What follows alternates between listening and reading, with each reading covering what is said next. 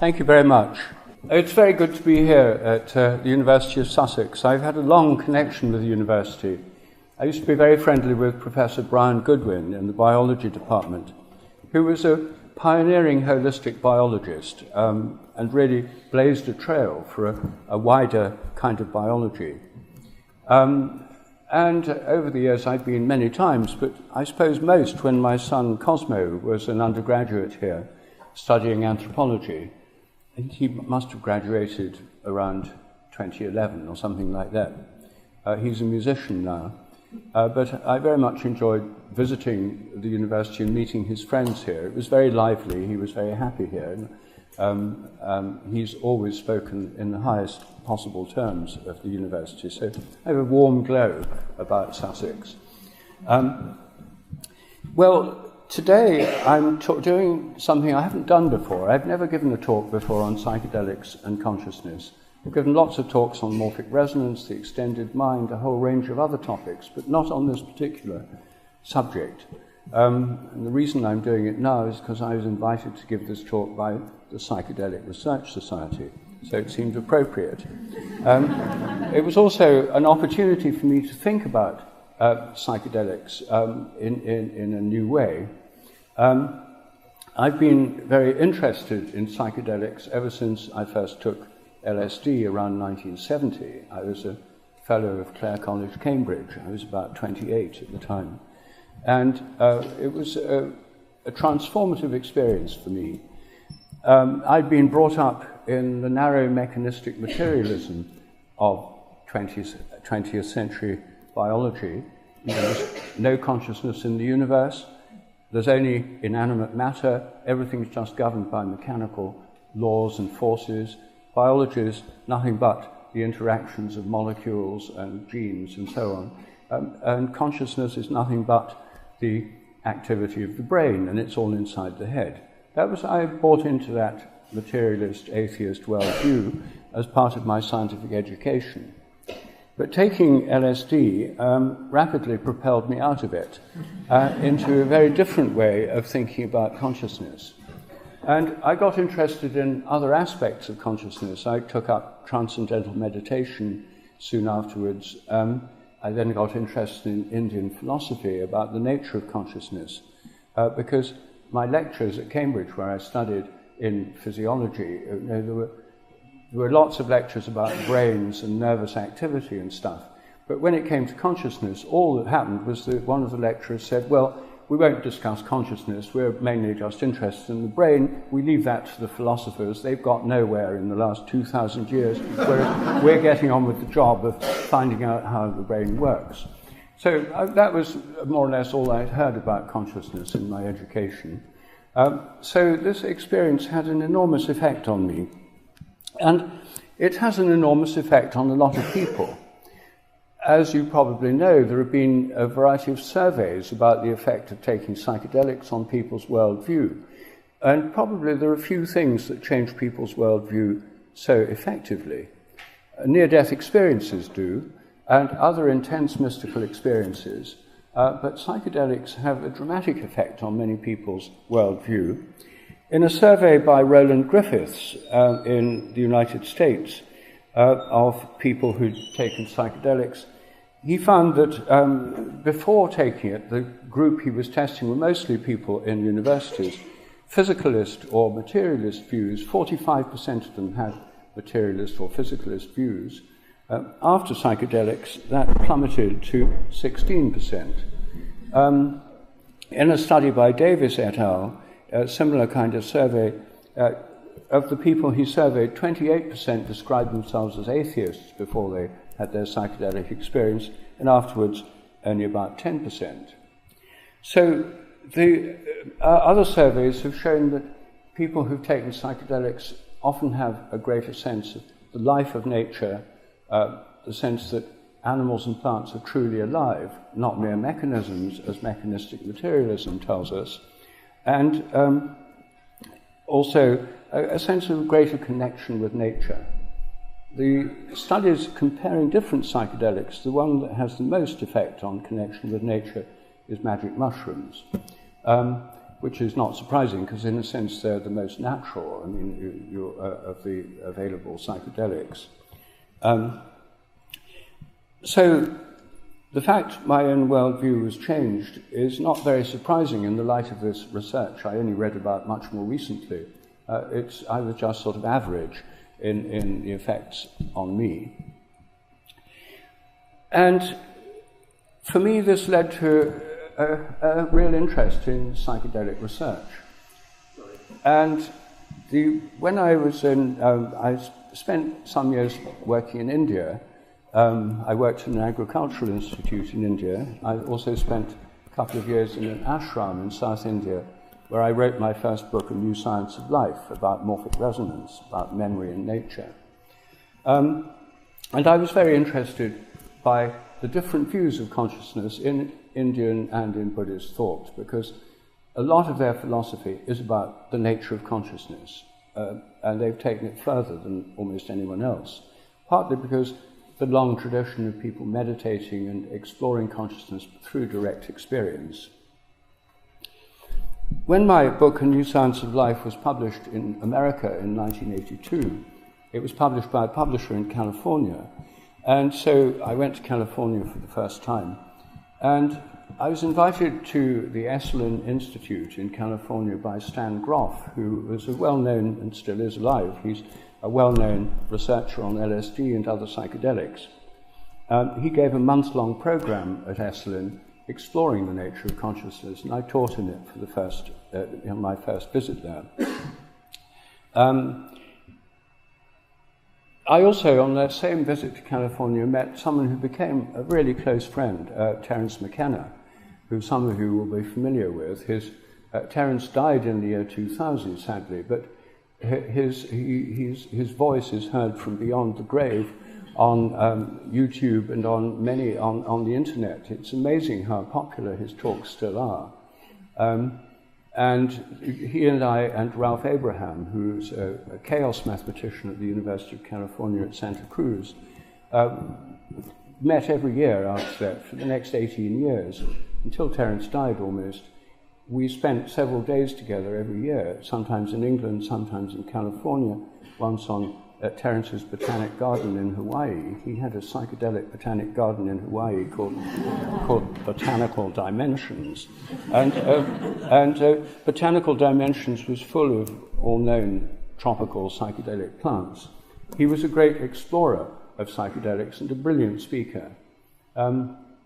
So there are 30 or 40 of these trialogues that were recorded, and a few years ago someone found these cassettes in Ralph's garage and digitized them. They're now online. You can hear them on my website. There's a whole section on the trialogues, audio recordings. There's also a few videotaped trialogues, in which we explored a very wide range of topics. But Terence was, I would say, one of the leading visionaries in the whole psychedelic movement. I also went to a whole series of conferences at the Esalen Institute of leading-edge psychedelic researchers, including Sasha Shulgin, who helped redevelop MDMA, ecstasy, and a number of other similar drugs. Some of you may have seen his book PCAL, which means phenylethylamines I have known and loved. It concludes MDMA, but he developed a whole range of other compounds of that kind. And the meetings were convened by something called ARUPA, the Association for the Responsible Use of Psychoactive Agents. Then, more recently, here in Britain, there's been a lot of psychedelic research at Imperial College and sponsored by the Beckley Foundation, and I'm fortunate to know many of the people involved in that. So I've been able to learn about what's going on in this field over many years. The research discoveries, now it's legal again to do research on psychedelics, include studies of their effects on the brain. One of the most obvious findings is that they shut down the default mode network, those regions of the brain that are linked together that are concerned with the mental chatter, discursive thought, and the internal dialogue. And that, as soon as that's shut down, you become much more present. They also lead to connections between different brain regions that wouldn't normally be connected. It's not very surprising, really, if one's had these experiences where very unusual things can happen. And more recently, there have been a lot of studies on the therapeutic use of psychoactive substances. For example, psilocybin and its effects on chronic long-term depression and on addiction. What's interesting about these studies is that it's not the drug itself working at the purely chemical level that's helping people, and they have much more effective at relieving long-term depression than any of the standard antidepressants or talking therapies. It's not the drug itself, it's the experience it induces. It's really that sense of being connected to a greater consciousness, a kind of mystical insight that changes people. So there are some chemical companies say, well, they're going to try and make versions of these drugs that don't have these undesirable side effects of visionary states, a sense of mystical unity, etc. Just stick to chemicals. But I think if they do that, they're almost doomed to failure, because it's the experience which is what changes people. And sometimes people who've been depressed for 25 years, resistant to all known forms of therapy, after a couple of experiences with psilocybin, together with a therapist helping them integrate this, have proved much more effective than any other treatment at changing their state. Well, psychedelics have extraordinary effects and lead to many of them to a variety of visual effects, as many of you will know from personal experience, and also very often have a sense of connecting one with larger forms of consciousness, higher forms of consciousness, very often have a kind of numinous quality that makes one feel one's mind is part of something vastly greater. There's a vastly greater consciousness within which all things are embedded and through which they're unified. A kind of mystical vision of connectedness. But then, you see, as soon as you realize that, as soon as you have these experiences, especially most people here, I'm sure, are either at university or been to one, doubt kicks in. Is this real? Because we've all been educated in the physicalist, materialist worldview. It's implicit in the whole of science. It's based, the assumptions underlie almost all scientific research, all research in biology and psychology departments and neuroscience departments. And so we've all been educated to believe that our minds are nothing but the activity of our brains. It's all inside the head. And so how can these wonderful visions possibly make sense if they're just illusions produced by disordered brain activity that's been disturbed by chemicals so nerves fire in an abnormal way, generating hallucinations inside the head? Well, it doesn't feel as if that's what's going on if you take psychedelics. It feels that there's something much more important and interesting, and that these are real insights. It's not just the hallucinations of a disordered brain.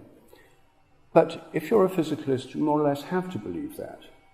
And not everyone who takes them changes their worldview. A number remain atheists and physicalists after taking them, because they're very strongly committed to the physicalist ideology. One example is Sam Harris, who made his whole career out of being a militant atheist. Now has a quite interesting podcast that some of you will have heard. But last year there was an episode when he talked about a mushroom experience he'd had, a psilocybin experience, which he said during the experience itself, he felt as if he was connected to vastly greater consciousness, having deep mystical insights, a wonderful sense of connection with nature, and so on. And he could understand how mystics could get to that kind of position and how that could become their worldview, because he'd experienced it himself. He then said, after a couple of days of reflection, he realized that this was nothing but hallucinations produced inside his brain, by the chemical disturbance caused by the drug. So he then collapsed all this experience back into the brain and nothing but something happening inside the brain. Professor Anil Seth at this university has written about psychedelics in his very interesting book, Being You, where he puts forward, I think, the best defense there is of the materialist worldview. He's an unreconstructed materialist, but he's a liberal materialist. And of course, he has to interpret his LSD experiences in terms of nothing but changes in the brain. Luckily, he's doing interesting research on synesthesia. Many people have synesthesia. Music can lead to changing images and colours and changing colours. And many people have had synesthetic experiences with LSD and other psychedelics. I have myself. Most of us don't take it any further, but he is doing, and I think that his research will help illuminate what's going on in the brain when synesthesia happens. So this is valuable research. But he has to collapse it down to a materialist worldview, because as a professor at Sussex University, I suppose that's what you'd have to be. And so I've not met him yet. He and I are having a debate in Bergen, Norway in December, which will be streamed online, on the mind beyond the brain. So I have no idea what will happen in our debate, because we've never met. I'm very much looking forward to it. So not everybody who takes psychedelics and has these experiences comes to the conclusion it's telling us something profound about the nature of reality. There are quite a number of people who don't, who think it's just telling us something about the functioning of the brain. But most people who take them, who are not deeply committed to the materialist worldview, do think that it's telling us something very interesting about consciousness, and that's certainly my own view. And when we look at consciousness and theories of consciousness, then the basic category of types of consciousness the basic categories are quite widely agreed. There's waking consciousness, like now, seeing and perceiving the world immersed in the world of sensory experience. Then there's dream consciousness, the kind of consciousness we have in dreams. Then there's deep sleep, where we lose the sense of ourselves and time and space, and we enter a kind of unified state. And then, even beyond that, in Hindu and Buddhist thought, there's a fourth state of consciousness, turiya, which means the fourth, which is like waking up in deep sleep and being part of a unified consciousnness where we're no longer separated from everything else. And in these Eastern systems of thought, the divine consciousness is in or beyond turiya. Then there's deep sleep, which is this undifferentiated level of the ground of consciousness from which dreams and waking life emerge. And the dreams and waking life have to alternate with deep sleep, because it's all part of, it's like a wave, where deep sleep and dreams and waking life are all interrelated with each other. You can't just have one without the other. We have to sleep. And no one really knows why we have to sleep. You know, some people say the brain has to repair itself, we need to rest and recover and all that sort of thing. But I think it's very, very deeply embedded in consciousness itself, this alternation of sleep, dreams and waking. If we ask ourselves, where can we map psychedelic experiences onto this scheme, then the most obvious possibility is that they fit more in the kind of dream type category. They're very different from waking life.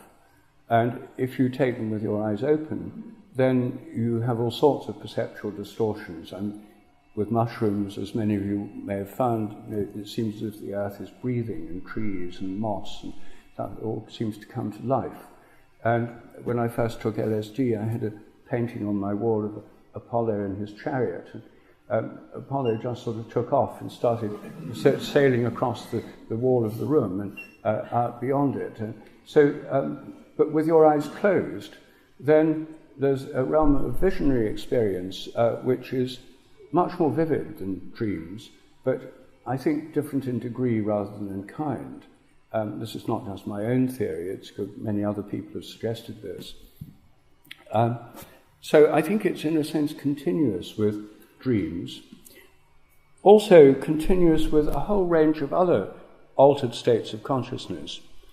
One of it is the visionary state of consciousness, which some people have spontaneously. I mean, not all these altered states of consciousness depend on drugs. There are many other ways of entering them. And visions are, commonly reported. The Bible is full of them. For example, the book of Ezekiel contains a vision where he sees beasts in the sky with 4 heads. Then he sees huge wheels with eyes all round the rim, and wheels within the wheels, other wheels that revolve with eyes. I mean, these are very like psychedelic visions. And the book of Revelation in the Bible, the book of Daniel, are full of visionary experiences which are like psychedelic trips. I'm not suggesting they were induced by psychedelics, but I'm saying they're of a similar kind, and they can occur spontaneously. Some people have visions of the Blessed Virgin Mary or of the saints. All sorts of visions occur. People who stay in darkness for more than a day or so often have hallucinatory experiences, and the darkness is in fact one of the simplest ways of inducing them. In Tibetan practices, some people go on 30-day dark retreats where they have an intensely visionary experience in these dark places. And I myself think that in those cave art of there's 40,000 years ago, 30,000 years ago, there are all these caves in Spain and France and elsewhere with paintings in them. Well, obviously they would have had to have light from torches, from flares or something to do the paintings. But they may well have had periods of retreat in total darkness there, in which they had visionary experiences, not unlike psychedelically induced experiences. Shamans in many cultures induce visionary experiences through drumming, and ecstatic states can be induced through drumming and through chanting and through singing, also through dancing. Then there are spontaneous mystical experiences. Many people have spontaneous experiences of a connection with a consciousness greater than their own. And Sir Alister Hardy, who was the professor of zoology at Oxford in the 1970s, set up a project to look at the natural history of mystical experiences. He got very interested in this, and as a zoologist, he thought, I think rightly, that the starting point for any investigation is natural history. So he appealed for information through newspapers and through BBC radio, and collected thousands of accounts from people about mystical experiences that occurred spontaneously. Some of them were near-death experiences. Some of them were induced by extreme physical distress. But some of them just happened naturally when people were in nature or in a beautiful place or through music or hearing great music in a cathedral or in religious services. There were a whole variety of ways in which they happened, including to people in childhood. And he was astonished to find there were so many, and later surveys showed that mystical experiences are far more common than anyone had thought. Some surveys put them around 10% of the population, some even as much as 50%. And one reason this was surprising is that most people who have mystical experiences don't want to talk about it. They don't even tell their nearest and dearest, or they didn't used to, at least when Hardy was doing this. Many of them said, "I'm so glad you asked, this is the first time I've ever written about this." They didn't want to talk about it because they thought if they told people they were seeing visions or having this great sense of unity and so on, that people would think they were mad and they'd be certified or sectioned or something. So they kept quiet because we live in such a deeply secular and anti-mystical culture. So these spontaneous mystical experiences, then Stan Grof, when LSD was made illegal, developed what's called holotropic breathing. It's basically a form of hyperventilation which induces visionary states. I've done it myself with him, and it it's a very strange effect it has, but it definitely induces visionary and mystical type states of mind. So psychedelics are not the only way of reaching these other states of consciousness, all of which I think are variations on the dream state. I'm not saying they're nothing but dreams, but I'm saying we tap into that realm every night, whether we like it or not, through our dreams. And in our dreams, we have a dream body. We have another body in our dreams. Every night when we dream, our physical body is lying in bed, but we all have a dream body. Theosophists and various occult philosophers talk about the astral body, which makes it sound terribly mysterious. But I think it's actually much simpler than that. We all have a dream body whenever we dream. When I dream, I can move around, I can talk to people, I can see people, I can sometimes fly. And in my dreams, there's a center of consciousness, which is not my physical body, it's another one, a dream body. And when people have out-of-the-body experiences, then I think it's basically similar to the dream body, experiencing moving out of your body. We all experience it every night, every time we dream. Even if we forget our dreams, we're experiencing it. So I think that this realm we experience in dreams includes archetypal patterns. Jung thought about the collective unconscious and patterns in the collective unconscious that were archetypal forms, which are part of a collective memory. We meet other people in our dreams, deceased ancestors, friends, strangers that we've never met before, weird figures, fantastical creatures. So dreams have a whole range. They're populated. They're not just blank, and they're not just coloured patterns. They're populated with entities of one kind or another. And so are psychedelic experiences for many people. So I think there's a great deal of overlap, as I say, between these different altered states of consciousness. It's been thought in many cultures that it's important for people to experience these altered states of consciousness because it tells us something about the deeper nature of reality. It's part of growing up to realize that this is part of the world we live in, that it has these other bigger dimensions of consciousness. And in most cultures, traditional cultures, they have rites of passage where people are inducted into this wider view through experience. Rites of passage very often involve themes of death and rebirth. You die to your old self and you're born in a new way.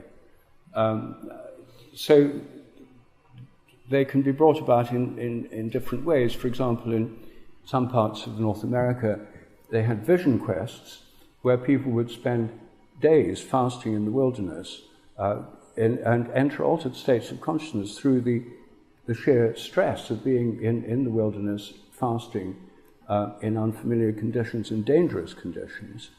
Some had near-death experiences. People were transformed by this. I think that the death and rebirth theme is actually quite close to our own culture. If you remember from the New Testament, we read about John the Baptist, who was baptizing people in the River Jordan. People were flocking to the Jordan from all over the Holy Land to be baptized by total immersion. And you can go today to see the baptismal site. It's on the Jordanian side of the River Jordan. I've been there myself, and it's very impressive. There were whole lots of Byzantine temples and churches there. It was a major place of pilgrimage. And for those of you who are familiar with the Old Testament, the prophet Elijah, the Old Testament tells us, was crossed the River Jordan, which opened, the water parted to let him cross the River Jordan from the Israel side. And with him was Elisha, his disciple. And Elisha said to him, "Will you pass on your mantle as a prophet to me? Can you inherit your mantle?" And he said, "I don't know what's going to happen, but if I leave my mantle behind, yes, it's yours." And then the story says, a chariot came from heaven and carried off Elijah into the heavens. So Elijah didn't die in the normal way. And both in Christianity and in Islam, There are many stories about Elijah. In Islam, he's Khidr, he's the green man, who mysteriously can appear through history because he didn't really die. And this is all visionary stuff. And the very place where Elijah crossed and ascended into heaven is the very same place that John the Baptist was baptizing people in the River Jordan. They were lining up on the banks, I imagine, because they were coming from all over and could only do one at a time, and he held them under. Now, the usual assumption is that he was holding them under to do something that was symbolic of death by drowning, followed by rebirth. But in my view, it doesn't really make much sense to do it just symbolically, when for a couple of minutes longer you could have the real thing. And I suspect that John the Baptist was holding them under just long enough to induce a near-death experience by drowning. Very low-tech, very quick. He may have lost a few, but that was before litigation and health and safety. It all makes sense if you see it in that light, because what they were doing was experiencing that they'd died, they'd seen the light, and they'd been reborn. That's what happens in near-death experiences. People feel, you must have read about them, probably everyone's read about them, but if you haven't, very briefly, what people experience is floating out of their body, often seeing themselves from above, with operations going on in an emergency room in a hospital, for example, then going through a kind of tunnel into the light, and they enter a region full of joy, which feels joyful, blissful, full of light, with beings of light, often deceased relatives or other beings of light who welcome them. And so, and then people who've had near-death experiences often change. The surveys have shown that many people who've had them feel that they've died and been reborn, they've seen the light, they've lost the fear of death, they become much more spiritual and much more altruistic. They're changed in a matter of minutes by these near-death experiences. And near-death experiences are more common today than they've ever been before, thanks to coronary resuscitation, defibrillators, intensive care, and so on. A lot of people who even 50 years ago would have just died are now brought back to life again, and a quite high percentage of them have near-death experiences. Near-death experiences are partly culturally conditioned, but they have great similarities across cultures as well. So my idea is that, not just me, other people think this too, that if John the Baptist held them under just, I don't know how long it takes, 2 minutes, 3 minutes, he could induce near-death experiences by drowning, their lives would be completely transformed. This happened to Jesus because in the first appearance of Jesus after his childhood in the Bible is his baptism by John the Baptist, who was his cousin.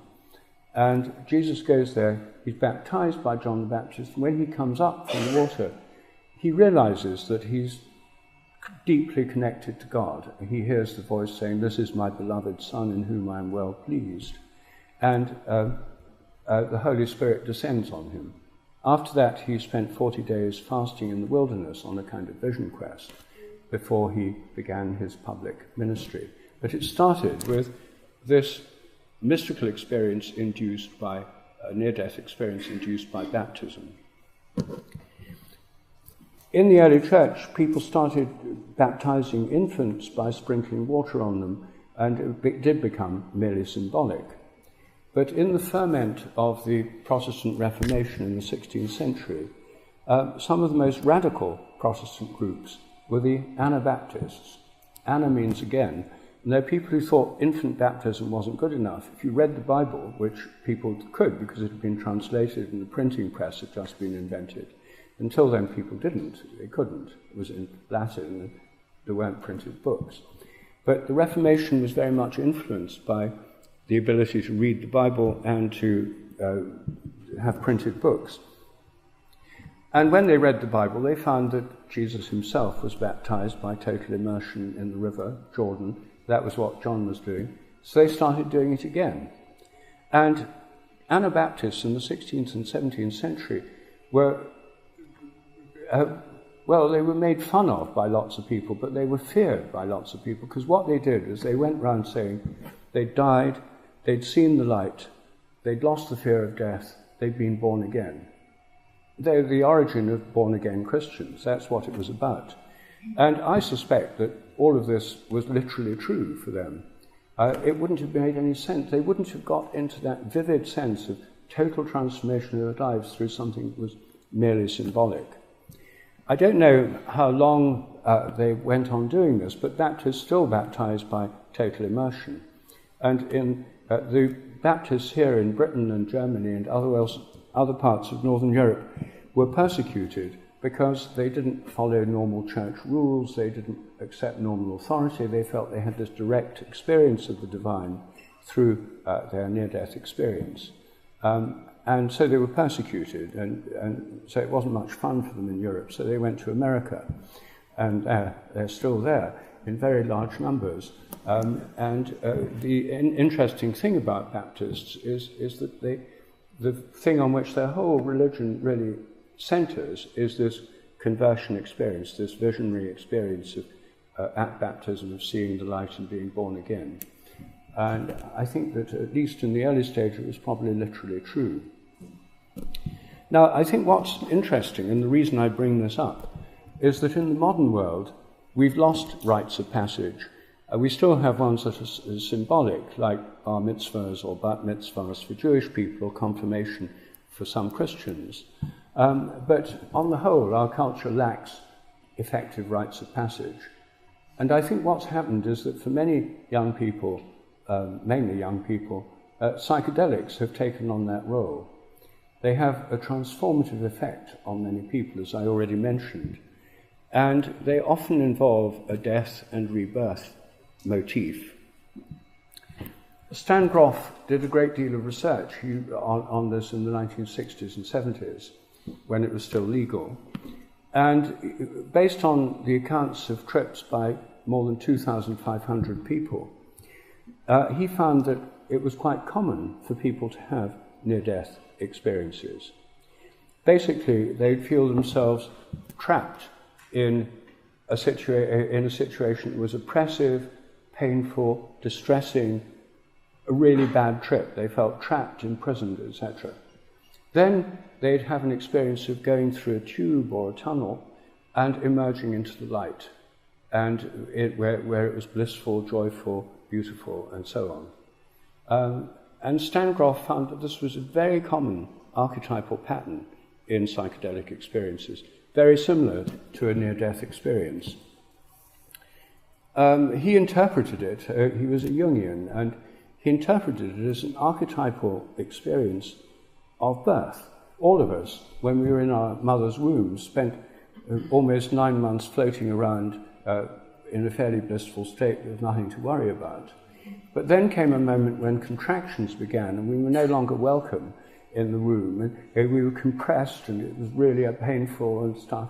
And the only option was to escape through a tube, a dark tube, into the light. And he thinks that this archetype is so deep that people, in a sense, relive it through these rebirth experiences. Even if they've been born by caesarean section, the archetype of that birth process is so deep in our consciousness. And of course it's true not just of humans, but of all mammals. Our mammalian ancestors, going back 100 million years, have been born through passing through the vaginal passage, the birth canal. So Stan Grof's interpretation I find really a very interesting one. And it's not only LSD that induces near-death type experiences.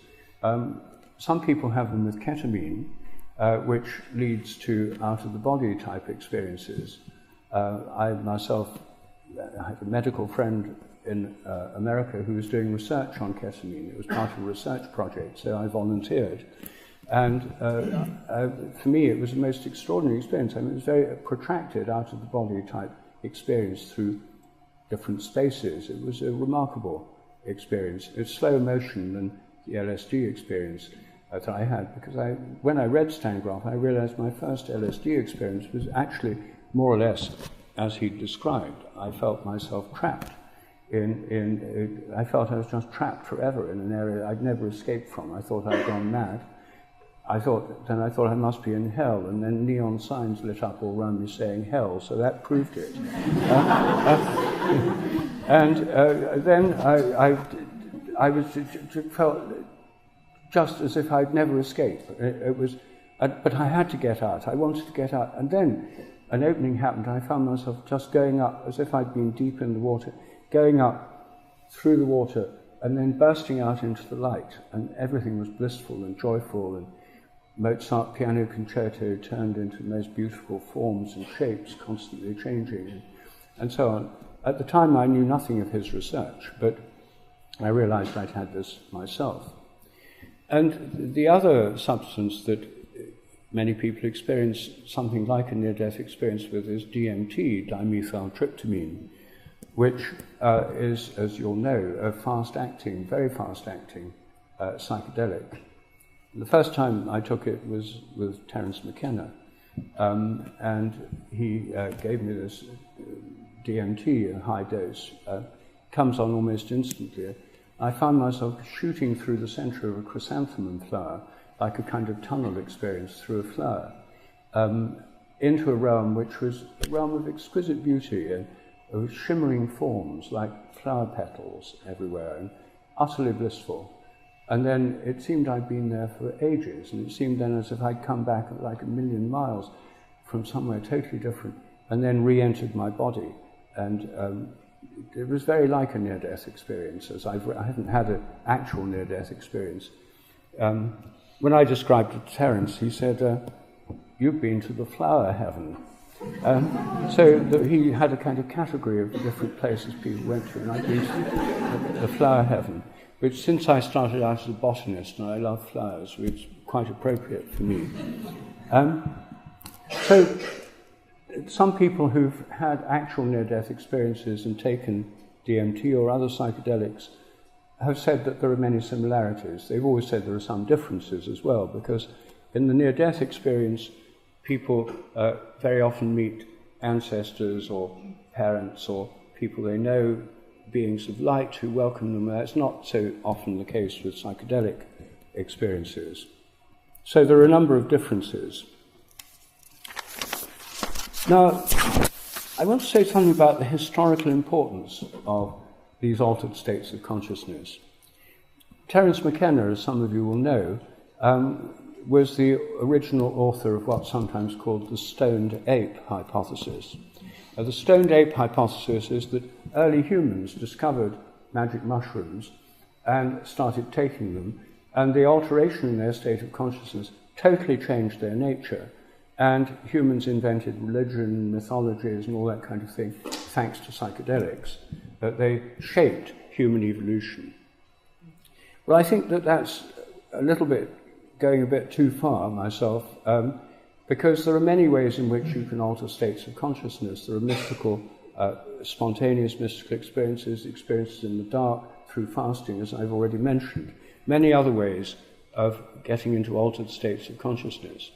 But there's no doubt that in some cultures, psychedelics are traditionally used in shamanic contexts, and they do have a long cultural history.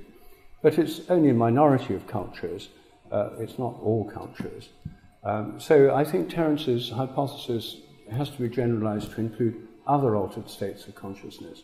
All religions, as my main spiritual teacher, Father Bede Griffiths, used to say, start with mystical experience, a connection with a consciousness greater than our own. The Buddha didn't become enlightened by doing a PhD.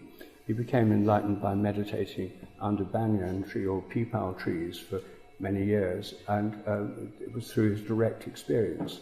Jesus didn't become aware of his spiritual nature through studying at a rabbinical seminary. He became aware of it first, at least in the biblical report, through his baptism and the experience that followed it. So changes in consciousness through various means, I think, do underlie the sense that's present in all cultures except modern secular Western Europe, that there are realms of conscious realms beyond our own. ultimate spirits or God or ultimate principle of consciousness, which Hindus would call Brahma, or with its forms of Sat, Chit, Ananda, being, consciousness, bliss, other forms of consciousness, and then many kinds of beings between the ultimate consciousness and our own. Angels, spirits, deceased ancestors, the spirits of saints, demons. This is a heavily populated realm. And the fact that we find similar visions of different kinds of beings, including animal spirits, in so many cultures is because these are real experiences that have a huge effect on the whole culture. They've been very much suppressed in our culture. The mechanist, materialist, rationalist worldview just says all this stuff, if it exists, they're just meaningless hallucinations or folk tales or superstitions, and you just need to get on with a proper rational attitude towards life and forget all that nonsense. So it's very much a very limited, truncated view that we've all been brought up with. So if we look at how our own culture has been shaped, the two main ingredients that have shaped it are the philosophy of ancient Greece, which came to us through the Roman Empire and through the great emphasis on Greece in our cultural history and our cultural mythology. And the great philosophers of Greece, many of them had psychedelic initiations. The Eleusinian mysteries at the Temple of Eleusis near Athens involved taking what everyone agrees was a psychedelic brew. The dispute is as to what was in it. I'm particularly interested by a recent theory of Brian Mororescu, who thinks that they were having a kind of beer made from barley, which had been infected by ergot. Ergot is the lysergic acid, LSD, is a derivative of ergot. That's why it's ergic, lysergic acid. And ergot is normally poisonous and induces all sorts of undesirable effects. But his theory is that they found a way of purifying it so that they could have the active principles, the visionary principles, without the toxic ones. Whether he's right or not, I don't know. But he argues that the original psychedelic brews were based on beers. They later became based on spiked wines. And in ancient Athens, there was a switchover. Alcibiades, who appears in Plato's dialogues, was prosecuted for blasphemy because he started serving the active principles from Eleusis in wine at dinner parties rather than in the proper ceremony in beer. Mororescu thinks that some early Christian groups were using spiked wine, which was psychedelic in its effects, and they were often accused by their opponents of wild parties and unruly behavior, which he thinks was induced by the use of visionary wines as part of the Eucharist, bread and wine. The wine wasn't just a tiny sip of regular wine, it was something much more effective. There are now some interesting psychedelic churches that some of you may have read about. In North America, there's the Native American church, which uses peyote cactus containing mescaline as a kind of sacrament. And in Brazil, which is a kind of hothouse of religious and spiritual innovation, I think of it as the India of the Americas. It's a tremendously inventive place in spiritual and psychic forms. And there are several psychedelic churches. The one I've come across personally is Santo Daime, which is based in a little community in the jungle called Mapia. And Mapia is in Acre province. And it started as a Christian vision of Our Lady as Queen of the Forest, a green form of the Blessed Virgin, who's the patroness. And in their services, they drink ayahuasca from a kind of chalice, and people line up and one by one drink it. And the whole group then has a collective experience with periods for individual visionary activity, but also singing together and chanting together. And this interesting psychedelic church involves people seeing visions of angels, of saints. It makes Christianity truly visionary again. for the participants. They've now spread all over the world, so there are underground gatherings of this church here in Britain, but it's illegal here, so they have to be underground. In parts of the United States, it's now legal, and in Brazil, it's legal. So it flourishes there, and there are several other psychedelic churches as well. Now, I just want to say one or two things about entities. There's recently been quite a lot of discussion and research on so-called entities, that people on psychedelic experiences meet beings. Terence used to talk about machine elves. So people meet bizarre beings, including cartoon-like characters, but also beings with human and animal characteristics, saints and angels, deceased ancestors. All sorts of beings are encountered as entities. And there's a lot of debate at the moment. I went to a symposium 2 or 3 years ago just on entities and DMT experiences with DMT and ayahuasca. And the question was, are these just figments of individual imagination? Are they hallucinations like characters in dreams? Or do they have an autonomous existence? Can they be shared between different people? Are these, some people would say they're Jungian archetypes that are shared experiences. And there's no doubt that people can have culturally shared experiences of entities. I tried to do research on this just in relation to normal dreams, and I thought a good place to look would be in India, Ganesh. Ganesh is supposed to be the son of Shiva. He's the elephant-headed god, a human body with an elephant head. He's a very beloved god in India. But clearly Ganesh couldn't really have existed. And some Hindus take it literally and say, oh, it was just early Hindu surgeons who did head transplants from elephants, but not very plausible to take it literally. He's a kind of archetypal form. You see Ganesh everywhere in India, on calendars and in statues and pictures and so on. And lots of Hindus dream of Ganesh. And I found online there are Hindu Ganesh dream discussion groups where people all share their experiences of Ganesh in dreams. So is Ganesh just an individual hallucination, or has Ganesh taken on some kind of autonomous existence that goes beyond any particular individual? And could some of these beings actually be the spirits of deceased ancestors when they appear to be? Could they actually be deceased ancestors? Could angels that people encounter actually be angels, which have always been believed to exist independently in a kind of independent psychic reality, independent conscious realm that we tap into through dreams and visionary experiences? Or are they merely human products? Well, that's the debate. I've been to a couple of meetings, actually, the first at Tyringham and the other one at Broughton Hall in Yorkshire, discussing entities. And these are the two main schools of thought.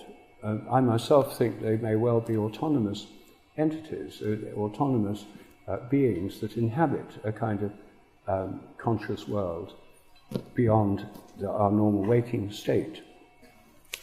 And this then ties in with a final question I want to raise, which is about death. In most cultures, it's believed that when you die, that's not the end. If you're a materialist, of course it is, because the brain is the source of consciousness, and as Professor Seth says on page 1 of his book, Being You, when you die, it's just oblivion. He doesn't argue the point, he takes it for granted. It's just part of that paradigm. But most cultures have assumed that when you die, it's not just oblivion. Some of them, like the Tibetans, who've thought about this more than most, think that you go into a dreamlike intermediate zone, the bardo. And many Tibetans practice what they call dream yoga, which is basically lucid dreaming. Learn to wake during dreams so that you become conscious of what's going on and you can control the dream. The reason they do it is because they think the bardo is like a dream state, and if you know how to navigate dreams, you won't be confused and distressed by when you die in the bardo. That's what the Tibetan Book of the Dead is all about. In the Tibetan Book of the Dead, you see a great light, and if you've been trained through meditation and so on, you go into the light, and then you're released from karma, from the cycles of rebirth, and so on. But most people are terrified of the light, they turn away from it. Then they have a second chance with the dimmer light, and further chances. And if they turn away from all of them, then their mind sort of goes back to default sort of fantasies, including sexual fantasies. They then, sort of being disembodied, float around and become voyeurs when couples are making love, and then get trapped in a womb, and they're then reborn. So it all makes great sense from the Tibetan point of view, you see, but I think that this model of the afterlife as a kind of dream state is very similar to the Christian idea of purgatory, which is an ongoing existence after this life, which is similar to ours in some ways, but which you can go beyond. And the classic map of all this is in Dante's Divine Comedy, where his first journey is to the Inferno, where these people who are dead, but they're trapped in their obsessions. They're people who have been so obsessed that no light could get in, and they're just repeating these obsessions, and they're trapped in hell.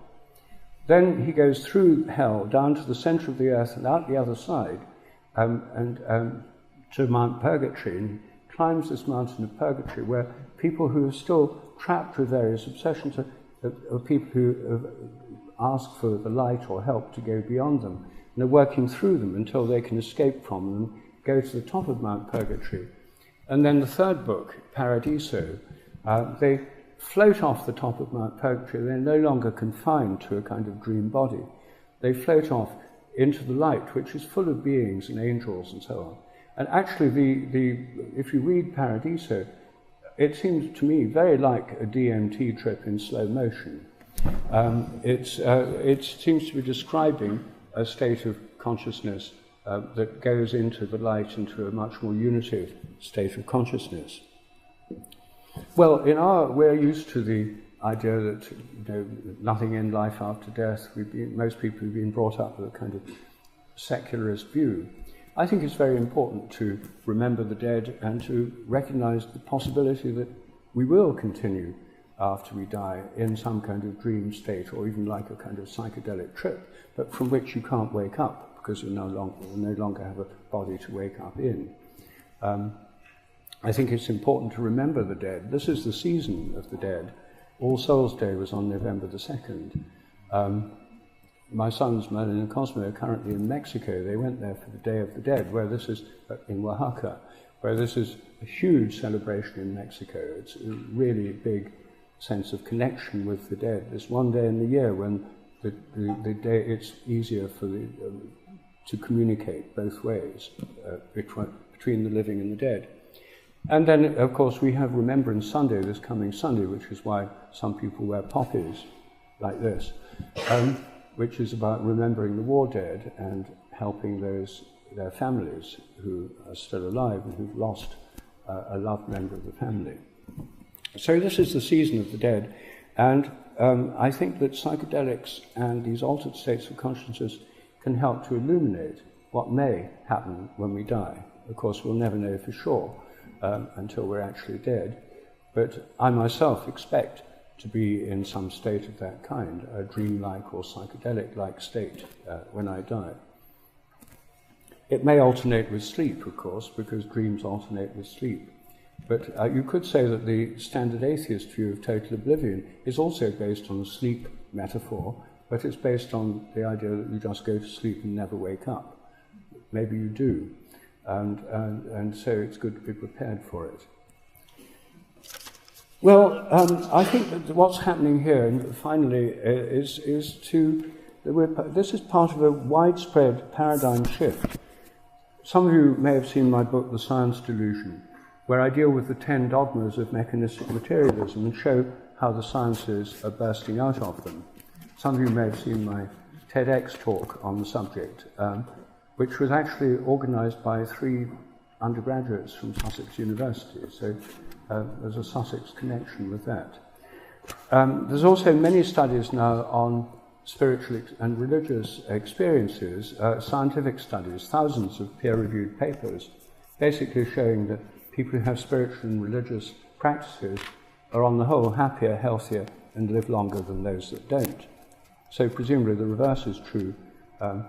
If you don't have them, you're unhappier, unhealthier, and live shorter, which is why I think militant atheism should come with a health warning. Because it puts people off their traditional religious or spiritual practices and offers very little in return, except a feeling that you're smarter than everyone else and you've seen through all these superstitions and illusions. Not a very consoling thought, and in a depressing materialist worldview of a pointless universe headed nowhere. Not surprising that depression is the endemic disease of modern secular societies. In my books, Science and Spiritual Practices and Ways to Go Beyond and Why They Work, in each book I discuss 7 different spiritual practices which have been studied scientifically, including meditation, singing and chanting, prayer, pilgrimage. And in this book I have a chapter on spiritual openings through cannabis and psychedelics. You'll notice the cover is of a flower through which, this portal, the idea of the centre of a flower as a portal is for me a deeply meaningful one because of my own DMT experience. I think what's happening at the moment is there's a paradigm shift going on as we burst out of mechanistic materialism and come to a much wider view of consciousness, a much wider view of the life of nature. Nature is no longer just dead mechanical stuff we can exploit. The climate change crisis forces us to think about our relation to the natural world in a new way. There have been a lot of studies now of near-death experiences, of end-of-life experiences, much more interest in the dying process. It's no longer seen as a failure of medicine, but as a natural process. And through hospices and so on, people can now die in a way that's not just treated as a failure of medicine in intensive care, but accepting it and going through a dying process in a much more traditional way. And part of this also involves seeing the whole world as alive. Many of the various things in the world, animals and plants, as having kind of minds of their own. I recently wrote a paper called Is the Sun Conscious? It's in the Journal of Consciousness Studies, it's on my website, arguing that the sun may be conscious and so may the stars, and entire galaxies may be conscious. The stars are like cells in the body of galaxies. Maybe the whole cosmos is conscious, which is a very traditional view. It comes in Plato, among others, and Plotinus, the great Neoplatonist. So I think we're on the threshold of a really new phase of our culture. And I think that psychedelics and psychedelic research are playing a very important part in it because they're very effectively changing the way people see the world, much more effectively than endless books or papers or scientific data, because it's a direct, immediate experience. And that's what changes us. It's the experience that changes us, and we can try and make sense of it, and I think we have to try and make sense of it through reason, through science, which I totally believe in. I spent my whole career as a research scientist, and I'm still doing a lot of research, with several papers in the press right now. But I think we're on the threshold of this really big change. So that's what I'd like to end with. Thank you.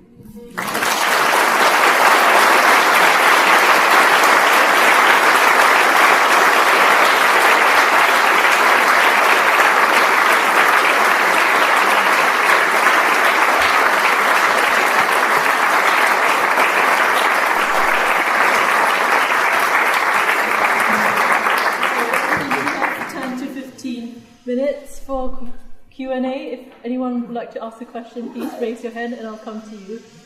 But first of all, that was an incredible talk. Thank you very much.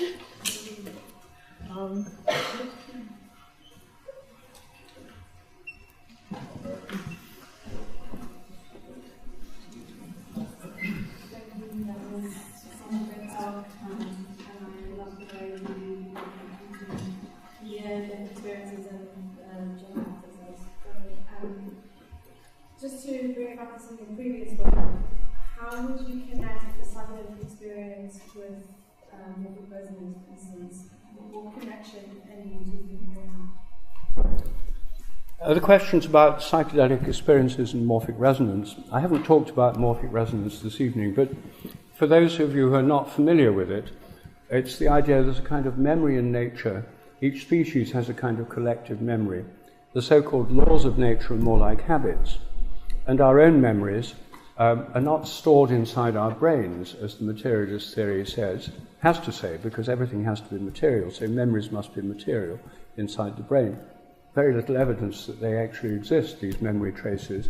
I think our own memory depends on resonance with ourselves in the past across time. Morphic resonance is a resonance on the basis of similarity across time. I think it relates to psychedelic experiences in several ways.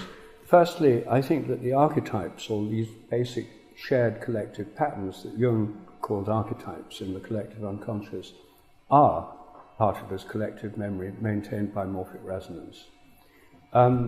Secondly, I think that the actual psychedelic experiences themselves have morphic resonance. So if you take ayahuasca, for example, then I think because the ayahuasca changes your brain in a particular way and changes your whole physiology in a particular way, you'll morphically resonate with previous people who've taken ayahuasca. So there'll be a kind of morphic field for each of these drugs, for the experience, which will be conditioned by the culture in which it's been taken. So, for example, with ayahuasca, where it's an Amazonian drug, often associated with myths about jaguars and snakes. So Claudio Naranjo, a Chilean psychologist, gave ayahuasca to middle-class urban people in Chile who knew nothing about Amazonian mythology, and many of them had images of jaguars and snakes. Now, it's highly unlikely that ayahuasca molecules, DMT and harmaline, could actually induce that specific kind of vision. It's much more likely that it put them into resonance with people who'd had that cultural experience, so they'd been imbued with that kind of mythology. So I think that's another way. And the third way in which it's relevant is to the question of life after death. If memories are stored in the brain, as usually assumed, then clearly when you die, all your memories will be wiped out. So there'll be no conceivable form of individual survival, either as reincarnation or purgatory or anything else. If your memories are not stored in the brain, then death isn't going to wipe out the memories. It may wipe out the ability to retrieve them, but it's not the memories themselves. And I think we all tune into the memories of lots of people who are now dead. That's what the collective unconscious is. So the morphic resonance theory leaves open the question of survival of bodily death in a conscious form, whereas the materialist theory slams the door shut and says, no, it's totally impossible. All these religious beliefs are absolute rubbish and people are just deluded, they can't possibly happen. Near-death experiences don't tell you anything about actual death, they're just the hallucinations of an anoxic brain, and so on. So I think those are the main ways in which it's relevant to psychedelic experience.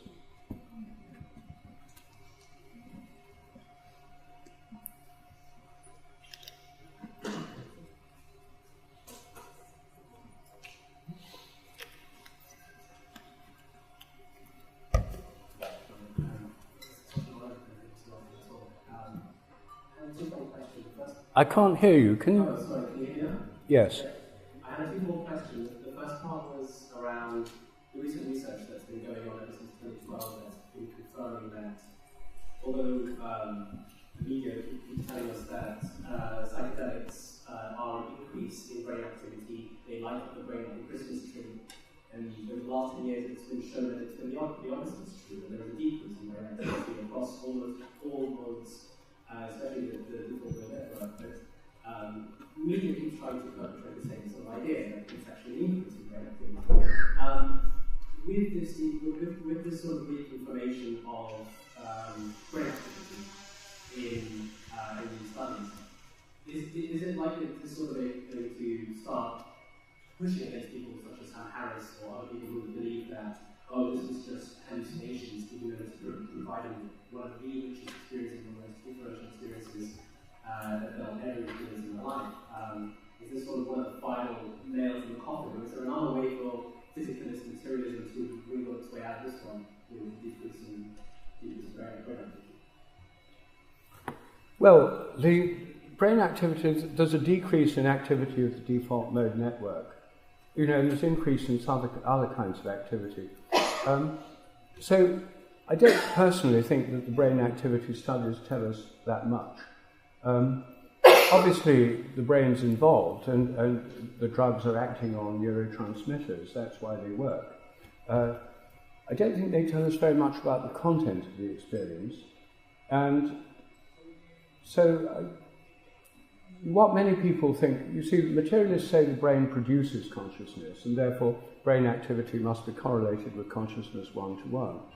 But the traditional view is not that. It's that consciousness works through the brain, and that there are forms of consciousness, higher forms of consciousness that can work through our brains. And the usual interpretation of mystical experiences is not that our brain produces these experiences, it's that they're always there, available to us, but we normally block them out because we're so busy worrying about all the things we worry about, obsessed with our own fantasies and so on. So we block them out. But if we shut down the bits of the brain that block them out, then they can come through. So I personally prefer the idea that their experience is coming through, and that the effect on the brain is really to permit these experiences to come through rather than blocking them out through our normal mental activities. Of course, with people's worldviews, you can't, in the end, persuade them just through logic. I mean, it's really experience that which you have to tell in the end. What I find perverse about the materialist point of view is that it claims to be based on science, reason, and empirical evidence. Empirical evidence means literally the evidence of experience.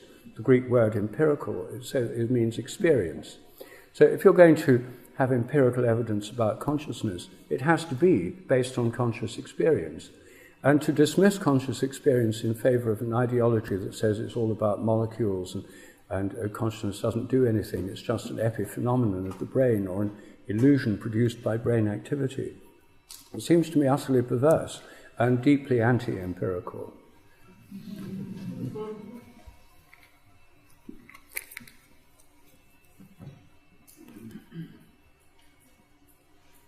You've spoken a lot about all the psychedelics together, and I just wanted to maybe pick some apart. I'm wondering if you've explored Andrew Gallimore's work, looking at the... Sorry, what? Explored what? Andrew Gallimore's work. Oh, yes. Because you mentioned this unified state, but from my understanding of Gallimore's work, the effect that DMT has on the brain isn't necessarily this same unifying state that we see in something like psilocybin, but it's more actually providing a different paradigm of brainwave states. I'm just wondering what you thought about that in comparison to other psychedelics. Well, I did talk about them all sort of rather lumped together. And I think that what the LSD, psilocybin, and DMT have in common is that they induce highly visual experiences. They induce different kinds of visual experiences and perhaps a different sense of unity. The thing that, to my mind, stands out from all the others is 5-methoxy-DMT, which is non-visual. It's incredibly intense. It's short-lived like DMT. This is the toad venom compound. It can be made synthetically, or it occurs in the Sonoran desert toad in the excretion of its glands. And 5-methoxy-DMT is I've only taken it once, but the experience I had was completely non-visual. It was like just going into the presence of God. It was a totally unifying, direct, sort of hyper-mystical experience of extraordinary unity, but with no visuals at all. So I'm sure that if Gallimore looked, he probably has looked at 5-methoxy-DMT, that would probably have a different pattern. And I think the value of his research, Gallimore is actually a fairly hardcore materialist. But that does mean that he focuses his attention on the brain, and that's helpful, because if you really are totally into the mystical experience, you're not very interested in the brain details. But I think, yes, it's important to look at the differences between these different compounds. And as I mentioned earlier, some studies have shown that psilocybin is much more than other ones. It gives a sense of connection with nature. I personally find taking it outdoors in daylight gives a really strong sense of connection with nature and the life of nature. So I think we have a lot more to discover. I mean, that's why psychedelic research is going on, and why Sussex University has a Psychedelic Research Society, because we don't know all the answers, and this is really probably near the beginning of understanding more about them. Okay, I think we have time for just a few more questions.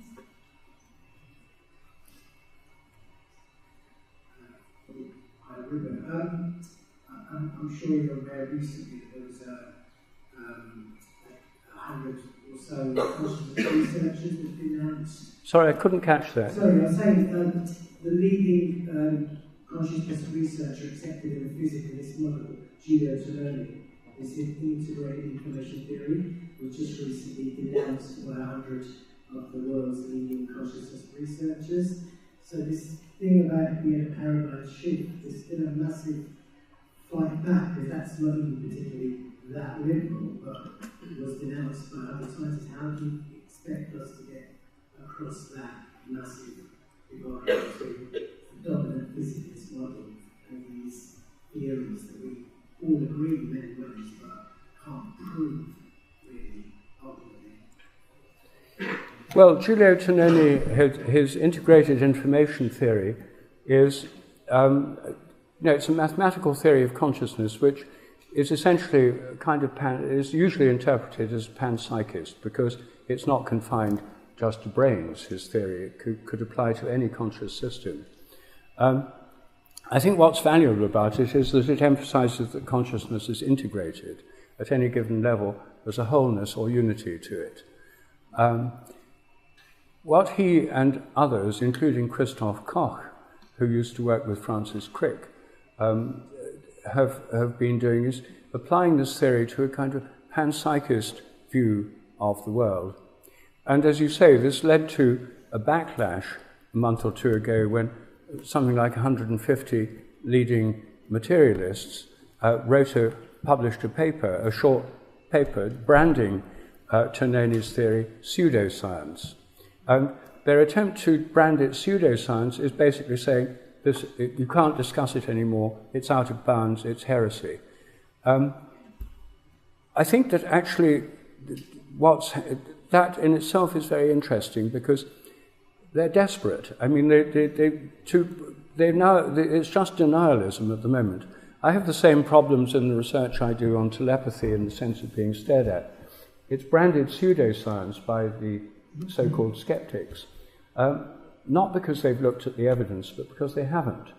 And they simply have to deny these things are possible. The state of the art in skepticism, Steven Pinker, for example, in his book Rationality, actually says you don't need to look at any of the evidence for these phenomena because they're simply impossible. Therefore, you know in advance the evidence is flawed. I challenged him to a public debate, and he said he turned it down, saying he hadn't got the bandwidth to do it. And I said, why not? And he said, because he'd have to read the evidence if he took part in the debate. So it's the same thing, really, with these materialists branding integrated information theory pseudoscience. I personally think it's a very limited theory, but what we need in science is a pluralism. What we've got is a kind of dogmatic materialism that has only one valid point of view, namely materialism, and anyone who doesn't agree with this is a heretic and needs drumming out of town. I mean, that's happened to me, of course, but it's a narrow intolerance which still exists very strongly in the academic scientific world, but it doesn't exist very much in the wider culture.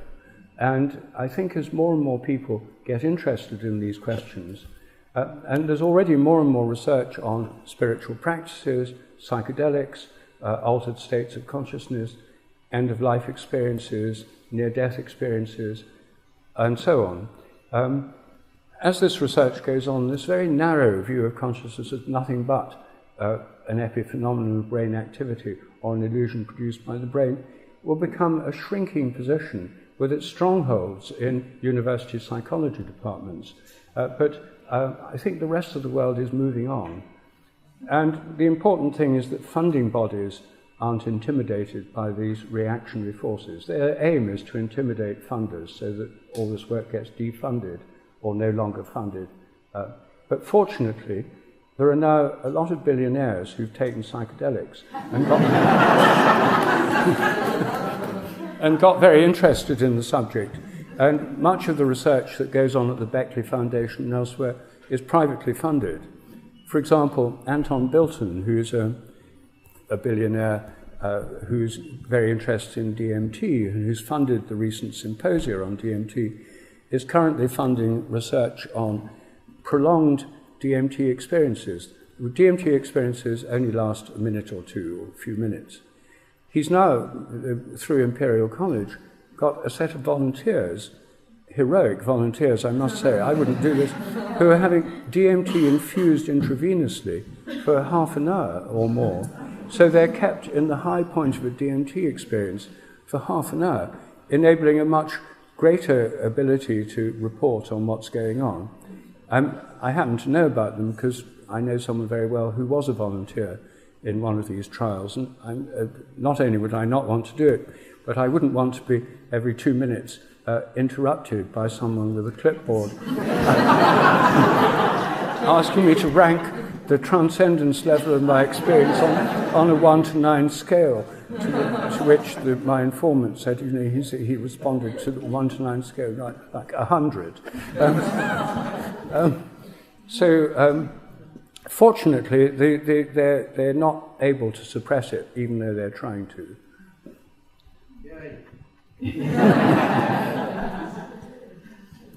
I think we might be running out of time. Would you like to do one more? One more, yes. Someone at the back there.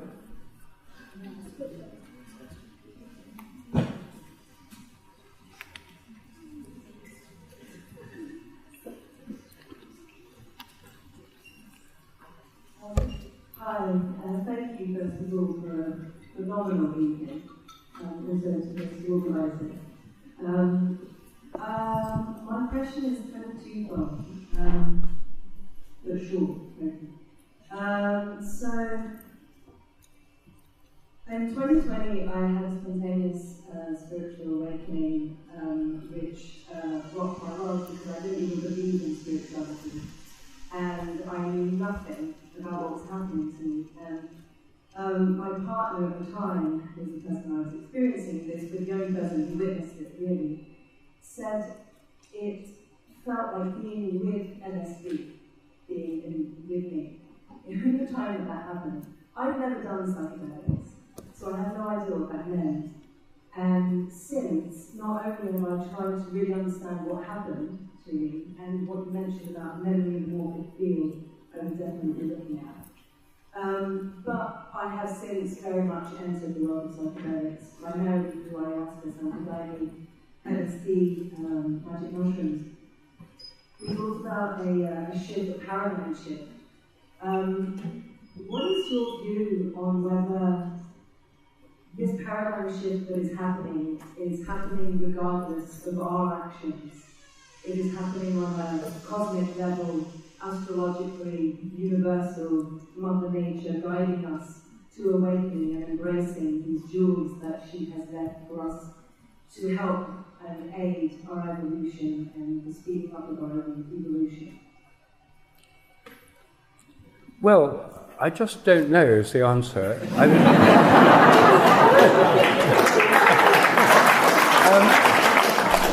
I think, you know, sometimes I think that. I think there's some higher power at work.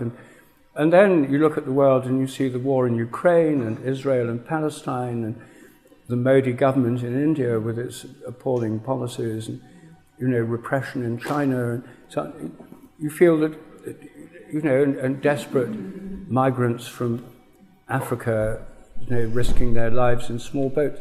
there's a whole lot of the world that doesn't seem to be undergoing this kind of paradigm shift. That where the old morphic fields of sort of war, hatred, vengeance, etc., are still incredibly powerful and just sheer survival in very adverse circumstances. So I just don't know. I think that, I think that it's not just something that happens by itself. Those who believe in the power of prayer feel that what happens in the world can be influenced by our prayers. And, I'm a Christian myself, an Anglican, and every day I pray, I meditate every morning, and in the evenings I pray, and I always start with the Lord's Prayer. Thy will be done, thy kingdom come, thy will be done. And it's really, that does imply some greater will or power at work in the world. It's not always clear what it is or how it's working. But I think we can at least hope, and if you pray for positive changes in the world. In fact, there's not a lot else we can do sometimes when things seem desperate. So I think maybe there are greater forces at work, but they're not necessarily astrological. They might be. I don't know much about astrology. But I think there are things that we can also influence through our own attitudes. And indeed, I think we need to have attitudes of hope for the world, because the alternative to hope is despair. Despair literally means désespoir in French. It's the opposite of hope, unhope. We have to have hope, because otherwise we're paralyzed with inaction, and there's no chance of things getting better from a point of view of despair. So personally, I'm hopeful, but exactly what for, I don't know. Yeah, pick it up and do it. You want some of this? Oh, my dear Lord! You never leave me open, son, because I'm going to hit it every time. You want some more of that? I didn't think so!